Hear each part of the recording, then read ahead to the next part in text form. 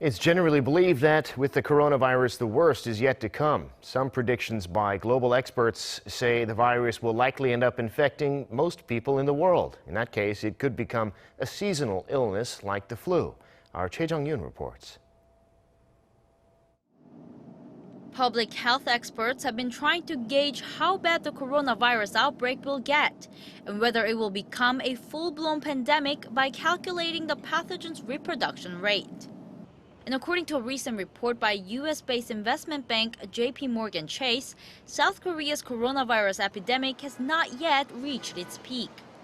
Taking the speed of secondary infections in China into account, the bank predicted that the epidemic could reach its climax in Korea around March 20th, and said there could be as many as 10,000 confirmed cases.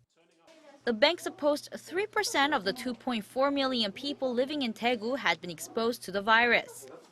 Daegu is where more than 80% of the total confirmed cases have occurred in Korea.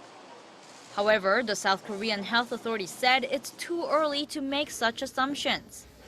Vice Health Minister Kim Kang-nip said at a briefing on Wednesday that more thorough statistical analysis needs to be done on the spread of the virus.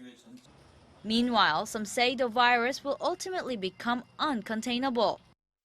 In an article by The Atlantic, Harvard epidemiologist Mark Lipsitch said the coronavirus will be a global pandemic, with 40 to 70% of the world's population likely to be infected this year.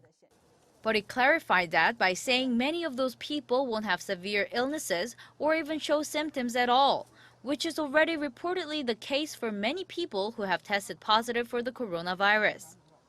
In that way, it could have similarities with influenza, which is often life-threatening to elderly people or those with chronic health conditions, but causes no symptoms at all in around 14% of cases. This is leading to an emerging consensus that the outbreak will eventually morph into a new seasonal disease, which The Atlantic says could one day turn the cold and flu season into the cold and flu and COVID-19 season. Choi Jung-yoon, Arirang News.